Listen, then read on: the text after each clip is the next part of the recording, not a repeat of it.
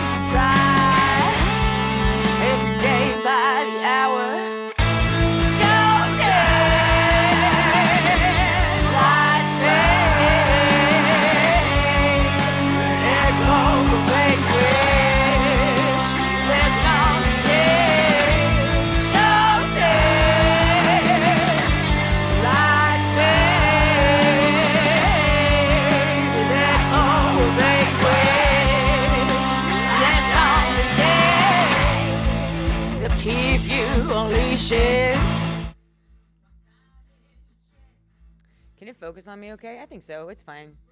It's thrown together today, you know? Yeah.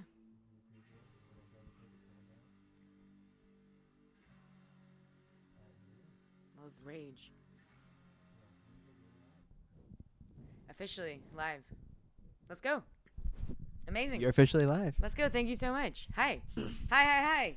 We are here. I'm excited to be here. I think you're excited to be here. Thanks for doing this, Zach. Hey, welcome to Yes We Cannabis. This is a multimedia project that I have. I created it however many years ago now, like 2 years ago, when I was really starting to dive into cannabis as like a just like part of my daily practice and like my routine and my mental health and like my medical journey in particular. So I'm excited to be kind of bringing the energy back here, but with more of a look at. I really want to like be able to bring information to people in regards to cannabis, and especially in regards to like the journey that cannabis is currently on, especially like in a legal sense. So I wanted to go live today. So thank you for joining us if you're here. I primarily wanted to come on and just chat a little bit about this really big thing that happened this past Thursday. Our current president, our sitting president, President Trump, has signed an executive order to declassify cannabis from a Schedule 1 drug to a Schedule 3 drug. Now, that is, if you are involved, in my opinion, when it comes to cannabis, you cannot talk cannabis without talking politics, especially like you can't talk about the history about it without talking politics. You can't talk about the current like experience any cannabis user has without talking politics. So I think it's important to do so.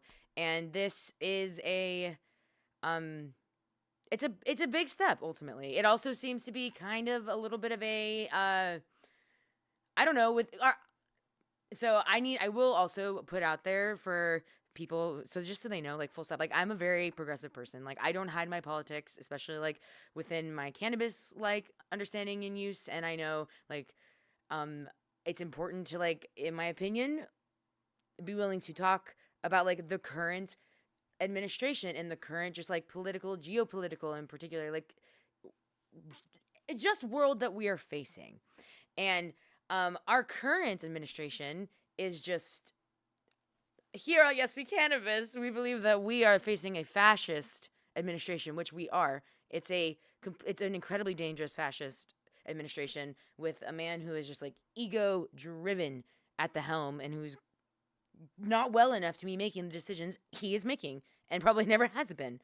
But this choice to push this executive order through when there are so many other far more pressing things to be focusing on right now when it comes to like improving our political system and taking care of the American people. But it seems very out of character based on his policies and his politics and also the beliefs of his party and the beliefs of the people who are currently making a lot of movement. Zach, do you have any thoughts before I continue? Zach's here with me, which is helpful because I have ADHD and we might go a little bit of everywhere, and that's great. You help keep me on track, but yeah. You know, I think that ultimately it's another executive order in a string of just like unlawful and probably overreaching executive orders that he has made in this presidency. Yeah. This is something that he's always kind of broken from the party about. Yeah. When it comes to reclassification, he's been a supporter of it. You know, even kind of going back to his first term, at least he would pay it lip service. I don't know if anybody expected this to actually happen. You know, this is essentially just following up on the efforts the Biden admin was making to do the same thing. Yeah. And the plans kind of fell apart because they were trying to do it the way you're supposed to, quote unquote, supposed to do it. They were trying to go through the legal processes to bring this to life. Yeah. And it kind of stalled out. You know, a lot of Republicans in the House and the Senate still don't support it, even with Trump going so hard and now signing this executive order. Essentially, this is him following up on a campaign promise. As with Donald Trump, it's only as in good faith as you're willing to believe that it is or isn't. Like, what is it? Because it's hard to not look at this as like somebody who follows politics, somebody who is like trying to like legitimately think of a way to like continue to work towards progression just as a group of people, like as a country. It's hard to not look at this and think, what are we trying to distract from? What are we trying to appease? Like what you know, there's so much corruption right now. And there's so much like, look at that pretty thing over there. Don't look at what we're doing over here. Like the timing is interesting as well, like with the Epstein files and stuff.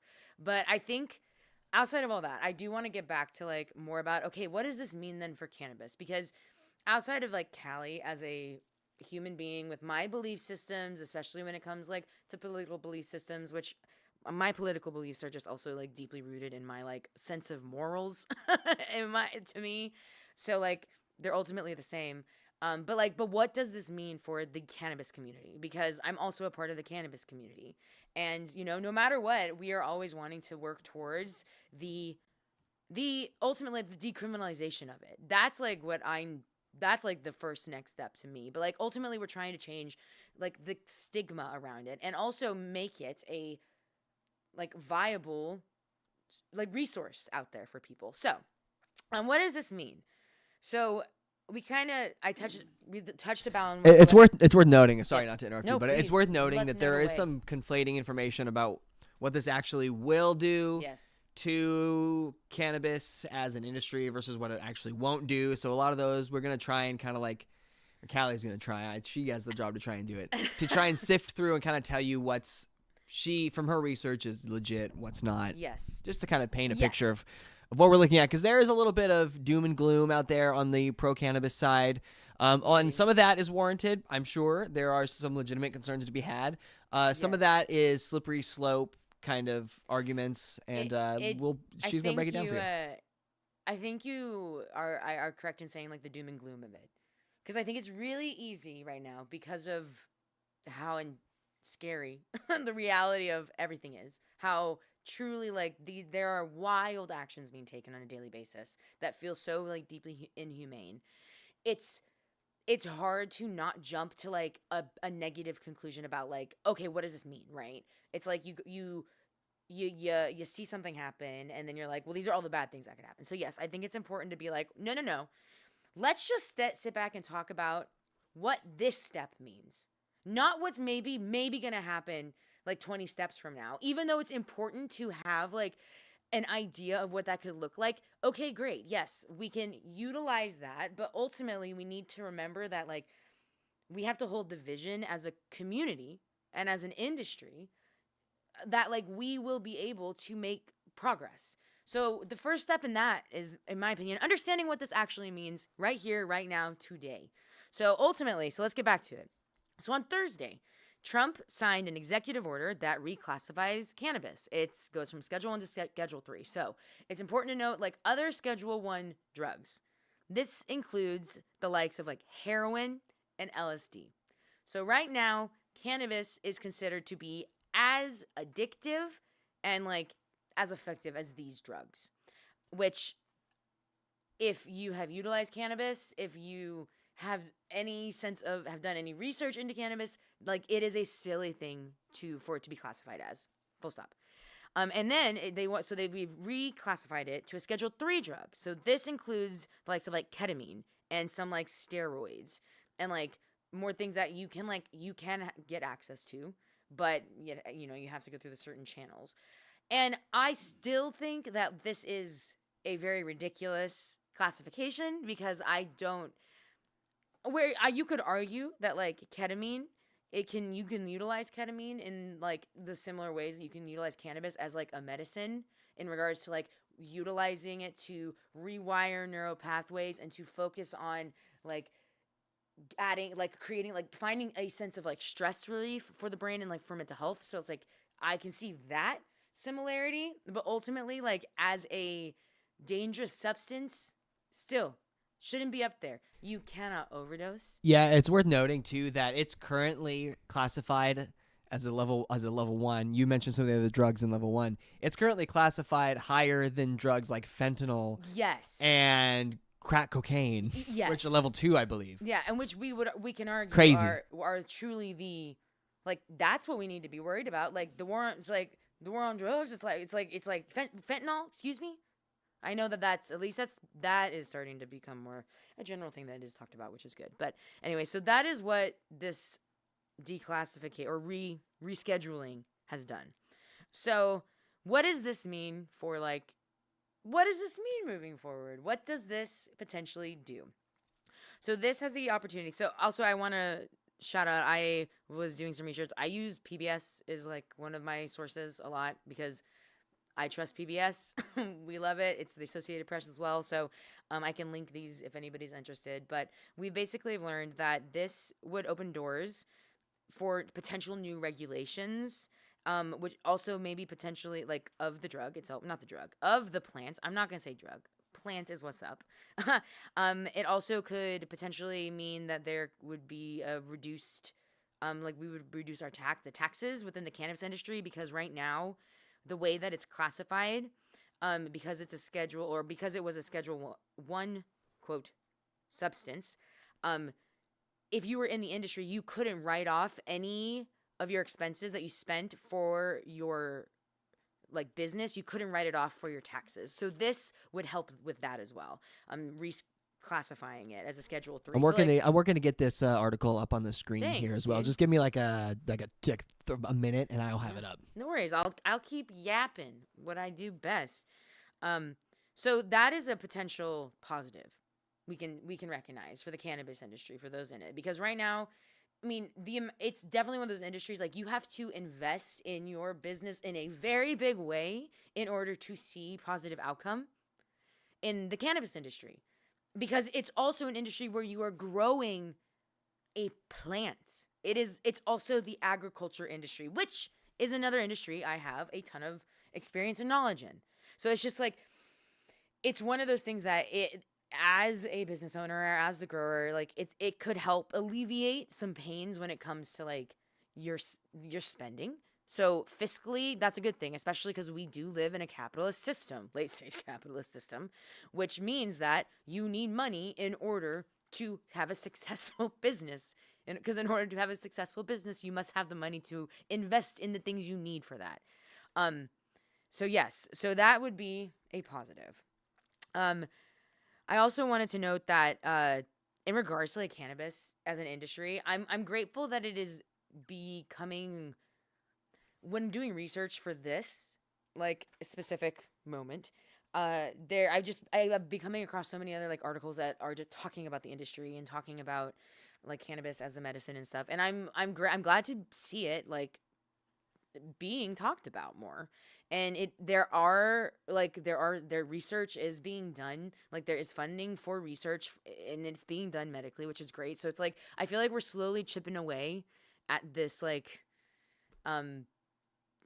iceberg, chipping away at the iceberg. Is that even a say? Yeah, for sure. And as you can see, I have on the screen now, even that Gallup poll Oh yeah. that highlighted just the shift from I think 36% to Yes, in 70% in 2005. in just a decade and a half. Dude, 36% of people supported there to be like less restrictive boundaries around cannabis in 2005, and it's jumped like to like 68%, yeah, last year. So like people's perceptions on cannabis is like it's shifting as well. And so I think right, I feel like this is a moment where we're really seeing potential for a step in a direction where we could get some true momentum. You mentioned something earlier that I thought was really, really just poignant and really kind of hit the nail on the head for me, and that is now is the time. Similarly to some of the stuff we were going through with the state during the last legislative session that we were talking about, now is the time for the community to decide which way they want this to go, and do the actions and do the advocacy where it matters the most to make sure that's the channel and that's the path that this goes.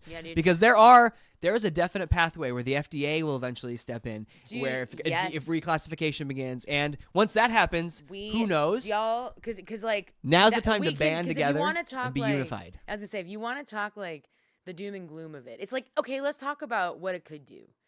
Like it is that idea. It's like if the FDA gets involved, it's like suddenly is like all cannabis, suddenly they'll be like, so everything has to be regulated by us. So suddenly like they could be controlling like which strains are being, like which strains they are allowing to like ultimately like continue. It's like we could lose like certain like grow, we could lose certain seed. They could be like you could like companies could copyright, like you could have there could be a lot of issue, right? But like Zach just said, and like we were talking about earlier, like we are in prime time right now, because this rescheduling, this is not like the decriminalization of weed, right? Of cannabis. We still have a long way to go in order to like to get there. This is a step for us to say, great, one less barrier. And it's a big barrier in the sense of like how you can like look at it. I wrote some other stuff down about like this is gonna like allow, like it does ease restrictions for medical research. But right now there's a lot of funding because it is a Schedule I drug, because there is more funding for it, like through the government, because of like how dangerous the substance is. So there's a lot of like the medical research. A lot of it's being done by the is it the National Health Institute, I believe? Yeah, the National Institute of Health. Yeah. Yes. Thank you. Like the National Institute of Health. Yeah, they're already funding a lot of it. So right, but like it would maybe keep them, like there might be like less money, like to be allocated there. So it would open the door for like more funding to maybe happen more on like on a smaller level or so. But that will also require people to invest in this. So it really just is all coming to like, it's kind of putting it, it's a little closer to being in our hands, right? It's a little closer to us being able to be like, it's not as dangerous. Like, you don't need to be as stressed about it. Let us take over. Let us start showing the initiative to want to step into the future where we as the community can we are the ones to choose how we want to like walk forward. It's so true. It's like, how do we want to show up? It's like, do we want to make this a road where we aren't having to like fight to stop something versus like, can we set up these like safety protocols, right? Like, can we set up these safeguards and as a community and as like the practices that we have like within business, as the practices that we have like ethically, as in like growing and in regards to like how we look at it as a medicine, like can we utilize it, like work on a state level? Because right now, ultimately, like cannabis's fate is like up to the states as far as like a recreational substance, right? And we have to be able to say, okay, so right now the place where we can have actual change take place is within our state. Like in Washington, I'm like, I can access it recreationally. Like I have a lot more rights as a medical cannabis like card holder in this state because of it. So how can I utilize the political power of my state or like the policies? How can we start getting these policies in place to protect the community, to protect the industry from these big, like from big pharma? People talk about that. I'm like, yeah, I'm afraid of big pharma getting in there too, because of like, I see what they do. Like it's not hard to see why we don't want their fingers in the pie. But if that's the case, what steps do we make to make sure that they don't get there? And that is ultimately up to us as the people who are a part of the community, as the people in the industry, anybody who is benefiting from the use of cannabis and from this incredible medicinal gift that the earth has given us. Anybody who gets to like utilize it, I do think it's our job to say, how are we going to make sure that we can still do it in a way that is sustainable, and in a way that keeps us safe, and in a way that allows more people to have access to something that I personally believe is incredibly important. And I also believe is going to be a tool that is going to be very needed and necessary as we continue to move towards building upon the rubble, the eventual rubble that we're going to see. Because right now, like, we're on a train that is moving towards a cliff. And not even a cliff.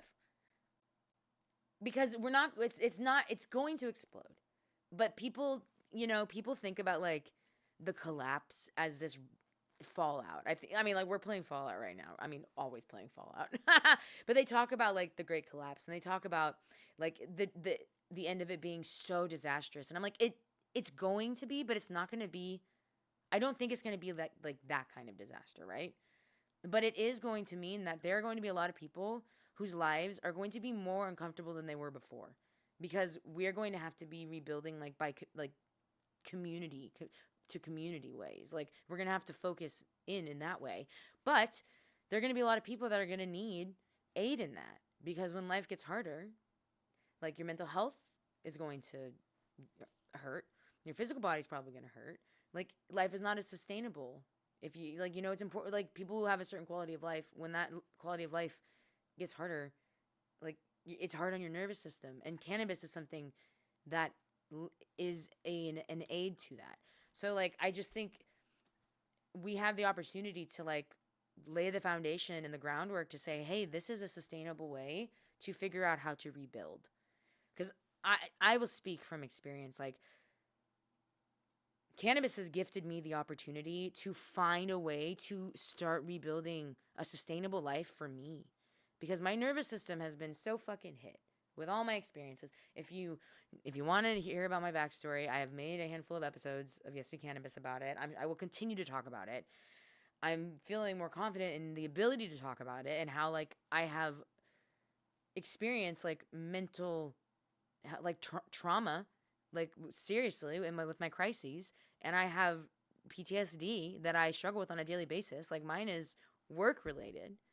Like my job, literally going to my job, like triggers triggers the neural pathway in my brain where there's a lot of PTSD, because all my trauma comes from my fucking job.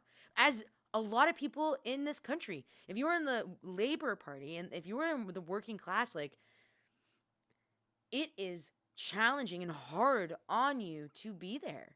That being said, subscribe, share the stream, give a super chat if you guys have anything to say. Help a girl out is all I'm saying. Thank you. I appreciate that. Did I go a little too soapy for your liking? No, I just saw a good opportunity for a plug. Thanks, I appreciate it. Sometimes I get in my head about it. But also it's like, what's the point in like you have to share in order to like get people to like listen. But I truly am sitting here, somebody who is trying to build and live my life with the true, like, with the radical acceptance of like what our reality is moving forward. And for me, as I build a life that is going to help, because I want to be able to help people, and the way that I am doing that is incredibly it's like incredibly influenced by the beautiful medicinal wonders of cannabis, because it allows me to calm my nervous system down and in turn rewire neural pathways in my brain, and in turn take care of my body. It helps my chronic pain, it helps my patience, it helps me be a better partner, it helps me be a better adult, helping mold young brains and children, like helping mold kids and helping them learn how to regulate their nervous systems. Like, it has helped me expand my mind and my belief systems. It's helped me move beyond like my own the ways that I have been complicit in my own suffering. Like, it's an incredible tool. I will say, I do recognize that like it is a tool, but you can utilize it to enable as well. So I think like you have to be very intentional with your usage. I mean, obviously, like I'm getting very esoteric with it, and I understand that. But I also will say like my cannabis experience is deeply tied to my understanding of like who I am, and like my understanding of like coming home to my higher self, and just like hearing my internal wants and who Callie is, right? So like it's very important to me because it has gifted me the opportunity to want to continue to work towards something better. And it's because it's easy to lose sight, and it's easy to like lose the dream. And I don't know. I think we're at a pretty pivotal moment where as a community we can be sitting back and saying, how do we want to jump in? Yeah. So yeah, that's kind of those are my thoughts on it. I'm excited. I'm obviously will continue to be paying attention. This is just also the sign of an executive order doesn't fucking mean, and like nothing's changing tomorrow. You know what I mean? Like there's still so much that has to happen, and like Trump is like has no support from his party. There's like a group of like 20 Republican senators that signed a letter basically being like, do not do this. They had some crazy things to say about cannabis, how it negatively affects users' physical and mental health, as well as the ability to like drive and like workplace safety. Like all of these like complaints from him that I'm like, they don't understand they just don't understand it. So like nothing's gonna change tomorrow. I think if anything, this is just like provide an opportunity to say, oh, it's being noticed. And I don't know if there's an agenda with the decision to do it. If the agenda is like utilizing this community, like I get really fucking protective and mad because I'm like, everybody that I know who utilizes cannabis does so to help them build a life that they feel good in. And it's like I'm like, don't fucking come for us. Don't try to like utilize it or like whatnot, or like, weaponize it and all that shit. But I'm trying to choose to be like, okay, what do we do with this? Let's choose neutrality. And then yeah, maybe I have an agenda, but my agenda is rooted in wanting to like help bring a tool to people who maybe would never have utilized it, and maybe it could change their fucking lives. I don't know. Anyway, I know I've been chatting for almost 30 minutes there. Look at that. Just about. So maybe we can like leave it there. I like to leave it off. But it's been nice to come on and chat. I'm hoping to do this more often. Yeah, I think I think there's a lot of room for that. For sure. Between this and the Twitches and the account, we got some Yeah, dude. we got some figuring out to do. Oh yeah. Also, like, if anybody likes likes video games, Zach and I have been streaming. We'll probably stream tonight. Probably honestly. we're all set up. Everything is set up. We've been streaming. We're playing Fallout 76. That's one of I will speak for myself. That is my big coping game. I get to go and live. It's a cathartic experience because like the world is like it does feel doom and gloom, and Fallout's like it is doom and gloom here. Live that out, and I get to be like I can run around the wasteland and be like I'm just a little cute little pirate scavenger who I just need caps so I can buy a cute plushie to go in my fucking red rocket. You know what I mean? It's fucking awesome. But we'll probably be playing that on our Switchcraft podcast Twitch channel. So if you're interested in tuning in, please do. I'll plug that. But we'll be back. We're probably gonna be back with like Tito. Tune in dropped out in general. We want to start just kind of bringing that back. So I'm selflessly. I'm going to choose to be kind to myself and just talk about that because I'm excited for that. So anyway, thank you for tuning in. If you're interested in what I have to say, please follow along. You can subscribe. Hit the subscribe. Never thought I'd be doing that, but there I said it. But I'm excited and passionate about this shit. And you know we're probably gonna smoke. We have a white peach infused snow cone joint that I picked up. Bud Tenders picked yesterday. And maybe we are smoking that before we jump on tonight. How's that sound, Zach? I know we didn't smoke long ago, but you know. I'm never going to turn down a snow cone. Anyway, okay. Be well, y'all. Drink some water. Smoke a fucking fatty.